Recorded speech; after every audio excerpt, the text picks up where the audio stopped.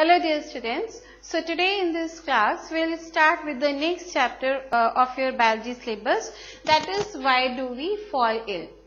As you know that nobody is happy to fall ill, nobody likes to be ill, and what are the factors that can make you ill and how it can be prevented and treated, that all we will be discussing in this chapter.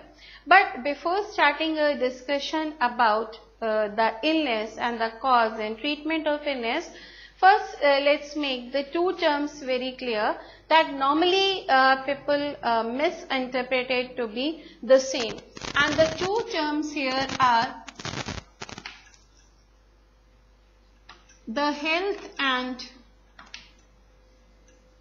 disease, or you can say healthy and disease free. So the two terms that almost appear as to be similar, but they are quite different from each other. So what is health? You can say as per the recommendation of WHO,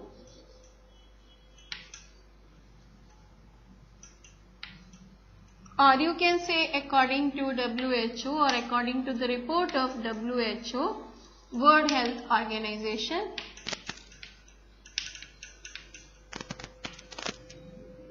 What is health? Health is a state of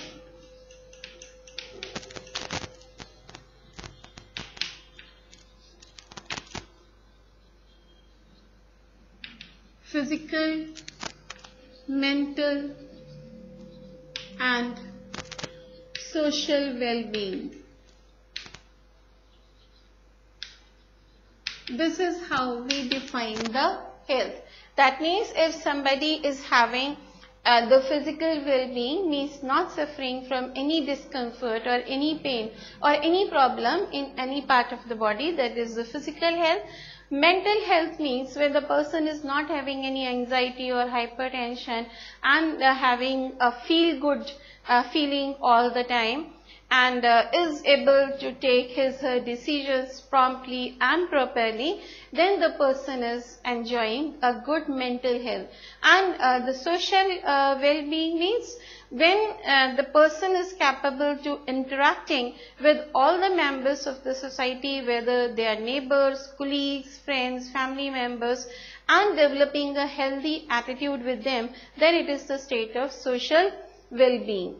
And now if you talk about disease, the disease term itself is quite self-explanatory. It is made up of two terms. Dis means disturb and ease. Ease means comfort. So if for any reason the comfort of the body is disturbed because of any problem or any infection or something, any that type, then the person is said to be suffering from a disease. And it's a myth that any person who is a disease-free person may be having a healthy life also, or being healthy means always to be being disease-free is not like that. Right. So any factor which disturbs the comfort or the equilibrium of the body of an organism is known as the disease. So what are the, you can say, symptoms, or what are the points of good health? How can we define good health? So if we say what is a good health, and of course the meaning of health is also different from person to person. It's not having a universal meaning.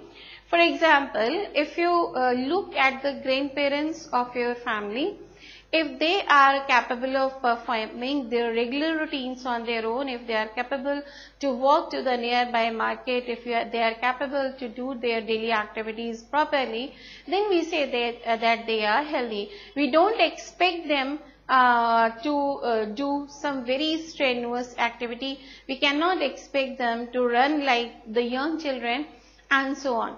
And if they are not able to young like the young children, they are not able to run like the young children, we don't say that they are unhealthy, because the level of health changes from person to person. Right? So, in this way, the meaning of health, good health is also different. It varies from person to person. So, if we look what are the points of good health, so that we can see here that how we define a good health. A good health means any absence of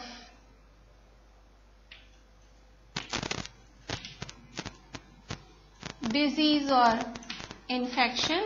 In that case, there should not be any disease or infection in the body. And another one is there is no physical deformity or absence of any kind of disability. And absence of anxiety,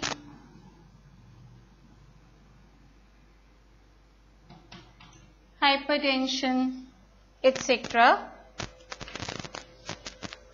And a purposeful living,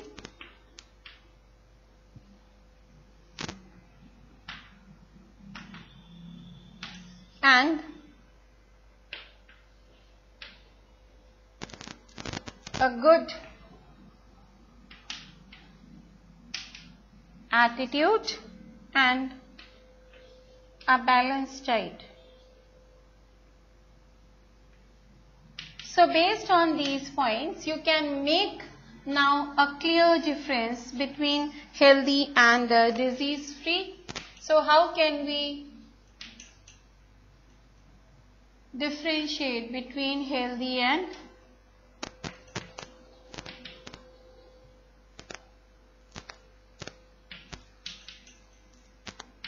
disease free?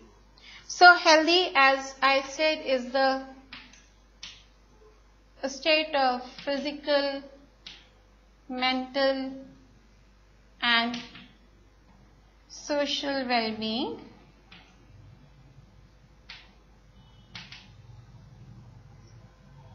And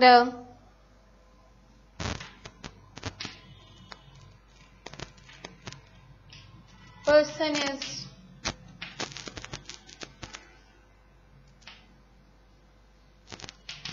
energetic, and a good health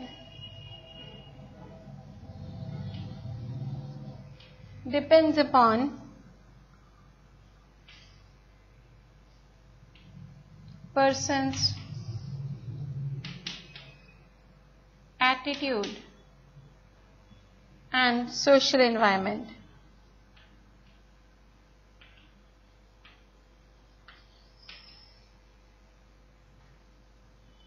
Whereas if you talk about disease free, so there is no identifiable disease.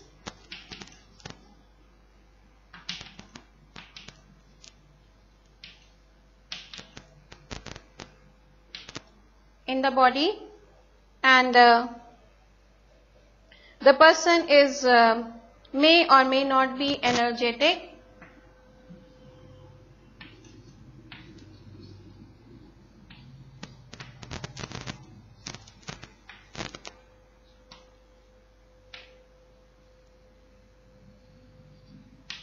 and of course it is the individual issue.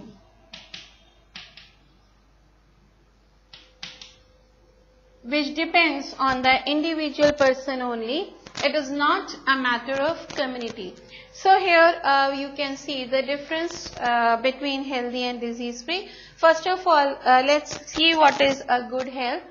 A good health means absence of any disease or discomfort, no disability is there, no anxiety or hypertension. The person is having a purposeful living, a purposeful life, good attitude and having a balanced diet. And the difference between healthy and disease free means when, as I said, that health is the physical, mental and social well-being, Whereas in disease-free, there is no identifiable disease. In healthy, person is quite energetic, is capable of performing all its functions to its fullest energy, but the disease-free person may or may not be so energetic. And being healthy, it depends on the person's attitude and social environment, whereas being disease-free is totally a matter of individual issue. It has nothing to do with the community. So it's not like that a disease-free person is not healthy or a healthy person is always disease-free. There is no relationship in that case. A person may be suffering from some particular disease but may have a healthy life. For example, if a person is suffering from the problems like blood pressure or diabetes, these are also disease. But in that case also, the person may be leading a healthy life because of its positive attitude. And a positive attitude is very important for the well-being of the person as well as for the society and country. So let's look what is the significance or importance of good health.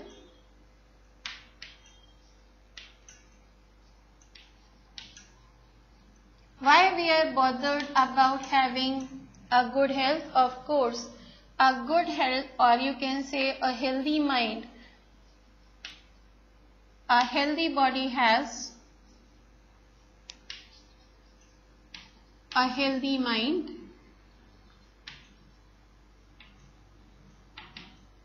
and attitude.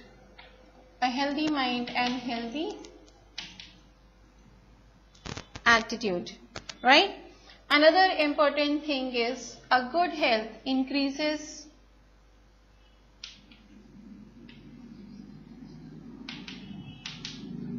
the efficiency of the person. Then it is also gives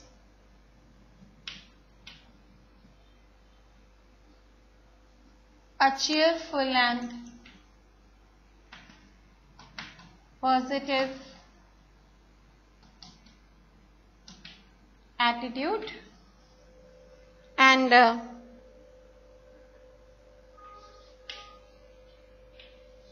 good decision taking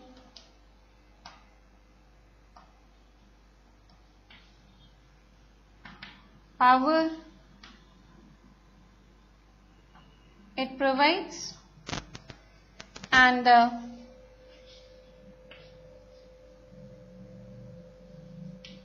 a healthy interaction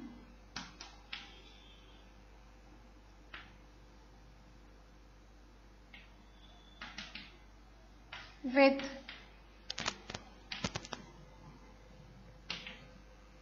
family and friends. And if you look at the conditions for good health, what are the important conditions that are required for maintaining the good health?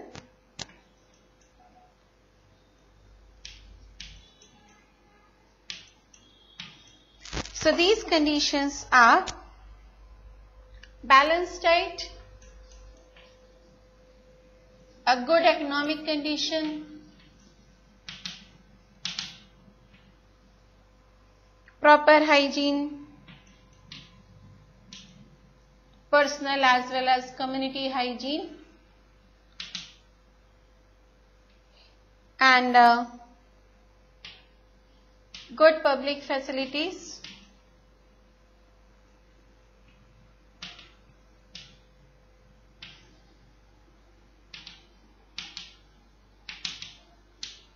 and a pollution-free environment,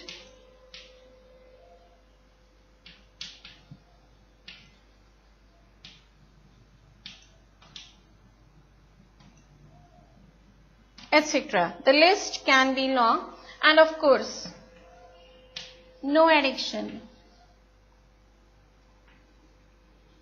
to drugs or smoking or drinking. So no kind of addiction should be there in order to have a good health.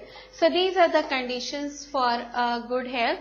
So if you look at the importance of good health, a healthy body has a healthy mind and healthy attitude, and of course a healthy attitude and healthy mind is necessary for having a healthy community as well as a healthy and developed country.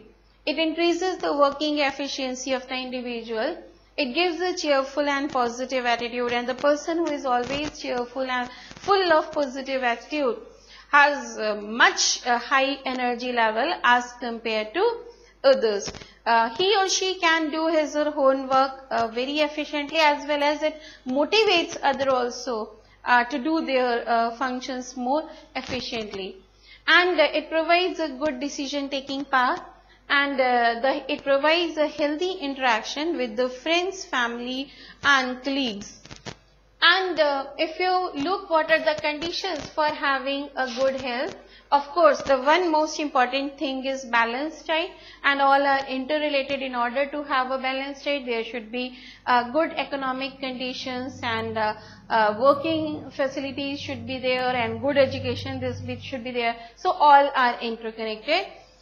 Personal hygiene as well as community hygiene, good public facilities like availability of clean drinking water and availability of electricity and all other, there should be the waste disposal system working properly, and a pollution free environment, or of course no addiction. No addiction means there should not be any addiction to any kind of thing, whether drugs or alcohols and drinking and smoking and so on. So here when we talk about the disease, as I have said, that disease is the state of having discomfort where one or more functions of the body may or are not working properly. So how is a disease identified? A disease is identified on the basis of some symptoms. So symptoms are the change in appearance or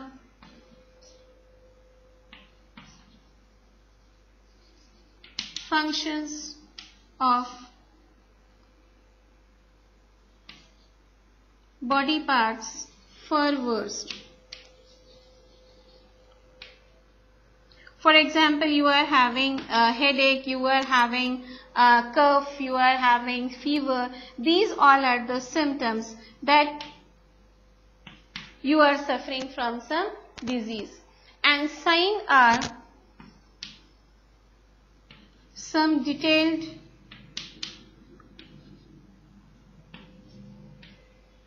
points that the physician looks for.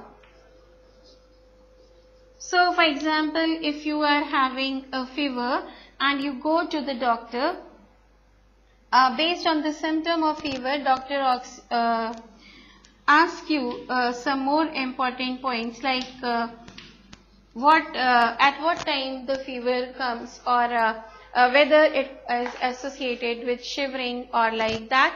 So these are the signs.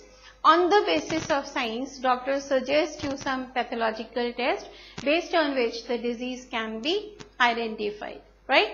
So that was an introduction about health and disease, and in next lecture we'll be starting a discussion about the different types of diseases and how they can be prevented and treated. Have a nice time. Goodbye till then.